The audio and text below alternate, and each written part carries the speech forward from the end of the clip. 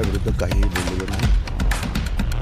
मी जरंगेला मात्र उत्तर दिलेलं आहे. कारण मागचे 2 महिने माझ्याविषयी अतिशय काही वाईट भाषेत, गलिच्छ भाषेत त्याची भाषणं होत होती. तुला खुट्टा उपटींना अमुक तमुक काहीतरी बोलत असेल तर मी काही त्याला उत्तर नको देऊ. उत्तर मी देणार. टोकाची काय भूमिका त्यांनी मला सांगावं. जरांगेने तुम्हाला शिवाय घातल्या नाही, मला शिवाय घालत होते. त्याच्यामुळे मी बोललो. काय तुम्ही काय बोलायचं काय कारणच होतं त्याच्यावर. पण ते मला सारखे टार्गेट करत. तर मी काय मराठा समाजाच्या विरुद्ध काही बोलतच नव्हतो. 2 महिने तेच बोलत. 14 मीटिंग त्याच्या झाल्या. त्याच्यानंतर मी 1 मीटिंग घेतली. तर मी टोकाची भूमिका कुठे घेतली. मला जर वैयक्तिकरित्या जर कोणी हे करत असेल, घाणेरडे मेसेज पाठवत असेल, दमदाटी करत असेल मीटिंगमध्ये काय काय आणि आता त्यांना ते काय बोलले ते येणार की नाही काय करणार ते मला काय काही कल्पना नाही. परंतु एक आहे की आमची सगळ्यांची भूमिका एकच आहे की मराठा समाजाला वेगळं आरक्षण द्या. त्यांची पण भूमिका आहे. ती बदलली का त्यांनी ते त्यांना विचारणं घ्या. त्यांनी माझा व्यक्ती म्हणून विरोध केला तर मी काही दिवस ऐकत जाईल आणि एखाद्या दिवशी बोलत जाईल. कारण मग लोकांना असं वाटतं की मीच जास्त बोलतो. काय पण तो काय बोलतो आहे, तो किती वाईट बोलतो आहे काय त्याचासुद्धा लोकांनी विचार करा. किती सहन करायचं आहे हे सगळं काय. आणि आमचं म्हणणं असंच आहे की पण तुम्ही दादागिरी जी काही चाललेली आहे, जाळपोळ चाललेली आहे ती सगळी थांबवा ना. तर मंडळी, हे होते छगन भुजबळ. राज्यातील सरसकट मराठा समाजाला कुणबी प्रमाणपत्र देण्यात यावं अशी मागणी मराठा समाजाने केलेली आहे. मराठा समाजाची ही मागणी पूर्ण करण्यासाठी राज्य शासनाने कुणबी नोंदी शोधण्याची मोहीम हाती घेतलेली आहे. आणि अशा आता मंत्री छगन भुजबळ यांनी मराठा समाजाला ओबीसीतून आरक्षण देण्यास विरोध दर्शवला. तशी सभा त्यांनी अंबडमध्ये घेतली. या सभेनंतर व्यक्तिशः एकमेकांवरती टीका करण्यात आली. छगन भुजबळ रस्त्यावर उतरलेले आहेत. राज्यामध्ये जागोजागी सभा घेताना दिसत आहेत. छगन भुजबळ यांच्या या भूमिकेला पक्षाचा पाठिंबा आहे की नाही याबाबत स्पष्टता नव्हती. अशातच आता छगन भुजबळ यांनी याबाबत स्पष्टीकरण दिलेलं आहे. प्रसार माध्यमांशी बोलत असताना छगन भुजबळ यांनी सांगितलेलं आहे की माझ्या पक्षाचा मला पाठिंबा आहे आणि मराठा समाजाच्या आंदोलनावरून मी आधी आक्रमक झालो नव्हतो.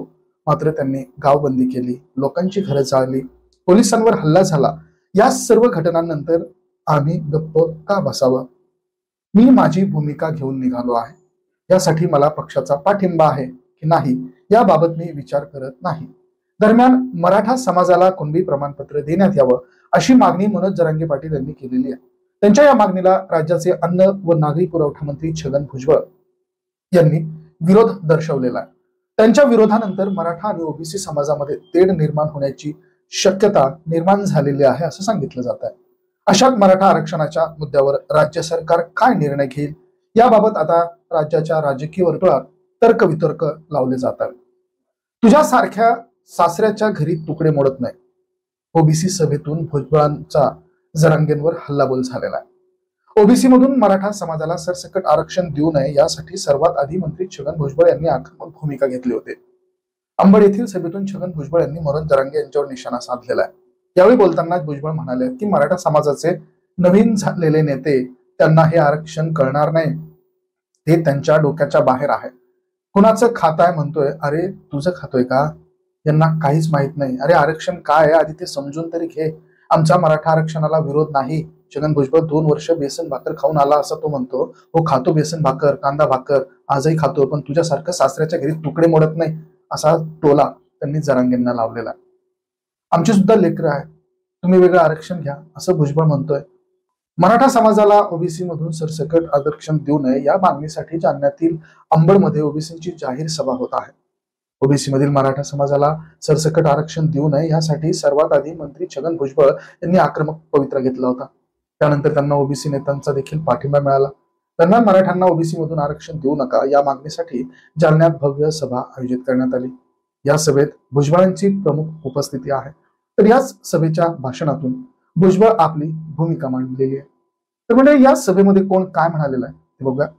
माजी आमदार आशिष देशमुख यावेळी बोलताना म्हणाले की बबनराव तायवाडे यांच्या नेतृत्वात होत असलेल्या आंदोलनस्थळी सर्वात अगोदर देवेंद्र फडणवीस आले होते. ओबीसींना मुख्यमंत्री आणि उपमुख्यमंत्री यांनी स्पष्ट केलेलं आहे की सरसकटचे दाखले मराठा समाजाला देता येणार नाही. ओबीसी आणि मराठा समाजात तेढ निर्माण करण्याचं काम मनोज जरांगे करत आहेत. त्यामुळे मनोज जरांगे यांनी आपला बालहट्ट सोडावा असं देशमुख यांनी म्हणालेलं आहे. तर बबनराव तायवाडे यावेळी बोलताना म्हणालेले होते की मराठ्यांना सरसकट प्रमाणपत्र देण्यात येऊ नये. मराठा आंदोलकांकडून सरकारवर दडपण आणण्याचा प्रयत्न सुरू आहे. राज्य मागास वर्गाकडून अगोदरच ओबीसीमध्ये आहेत, त्याचं सर्वेक्षण करू नये असं त्यांनी म्हटलेलं आहे. काँग्रेस आमदार राजेश राठोड यावेळी बोलताना म्हणाले की मी राज्यातले साखर कारखाने आणि भटक्या आणि विमुक्त लोकांच्या जीवावर सुरू आहे. ओबीसी नेत्यांच्या आणि कार्यकर्त्यांच्या विरोधात वक्तव्य थांबवायला हवेत. यापुढे ओबीसी नेत्यांच्या विरोधात बोलत असाल तर मोठा भाऊ असलेल्या लोकांना छोटं करायला वेळ लागणार नाही. तर असं हे आमदार राजेश राठोड म्हणाले.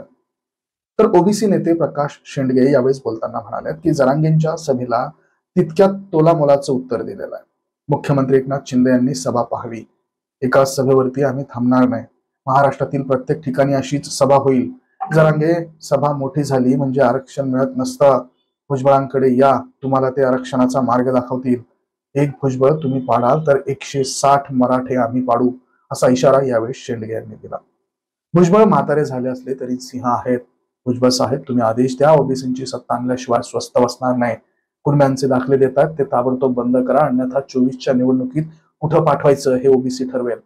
पालावरच्या भटक्या विमुक्तांच्या नोंदी का तपासल्या जात नाहीत असं देखील शेंडगे हे म्हणालेले आहेत. लक्ष्मण गायकवाड म्हणाल्यात की विमुक्त भटके ओबीसी जोडा आणि प्रस्थापित मराठ्यांना पाडा. पिढापिढा जाऊ दे आणि ओबीसींचं राज्य येऊ दे. आमच्या ताटात तुम्हाला जाऊ देणार नाही. ओबीसींचं राज्य आल्यावर तुमची गरिबी आम्ही दूर करू, पण आमच्या ताटात तुम्हाला जेवण करू देणार नाही. मराठ्यांची गरिबी 2024ला ओबीसींचं राज्य आल्यावर दूर करू, असं लक्ष्मण गायकवाड म्हणाले. रासप प्रमुख महादेव जानकर म्हणाल्यात की ओबीसीचा जोपर्यंत पक्ष होत नाही तोपर्यंत न्याय मिळणार नाही.